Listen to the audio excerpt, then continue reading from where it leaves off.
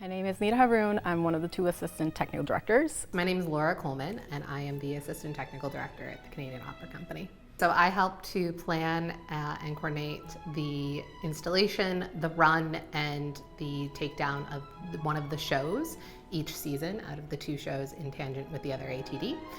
A lot of it is creating ground plans, schedules, managing to make sure we have the right crew sizes, but most importantly, identifying problems and challenges and trying to solve them before they become an issue. So day-to-day varies based on when we're in season versus when we're not. When we start rehearsals, we are usually in our rehearsal hall, which is a completely different building than this theater. We have a couple weeks of rehearsals and the cast is working on a rehearsal set, so they don't necessarily get to see the real set until they move into the theater. When the cast moves into the theater, the first thing that we do is lead them around the set to do a safety walk. And with the cast that is brand new to the building, they're introduced to building safety as well. There are a lot of crew members involved in one show. We had about 19 carpenters, 13 LX, 5 props, 2 sound, and a video person for just the installation of both of these shows.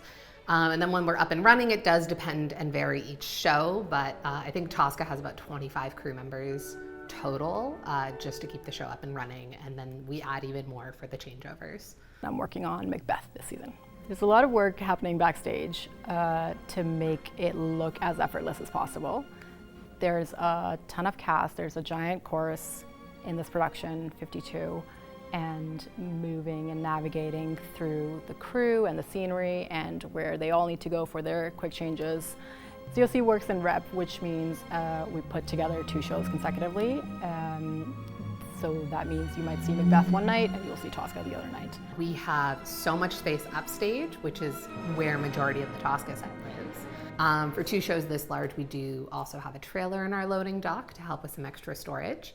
Yeah, again, it comes down to that Tetris of like, okay, this can get stored here, this can get stored here, but having that massive L shape of space that you don't see is essential. So changeovers from one show to the other usually take about 5 hours. Since every season is different, changeovers vary from show to show, of course. One of the more challenging changeovers that was before my time that I've heard so much about is Nightingale to Bolena, which was, Nightingale was an orchestra filled with a pool of water, which was insane. One of the cool things about this show is that we're using 2 traps. One is for people and one is for the cauldrons specifically that you see in Act 3. So the one that we're using for people, you'll see it being used as a grave a couple times and it being used as a staircase for Lady M. Everyone involved in that had a good trap rehearsal the other day, and that's an important thing to do before we get into technical rehearsals so that the performers are feeling comfortable before they get on stage and do it in real time with the director.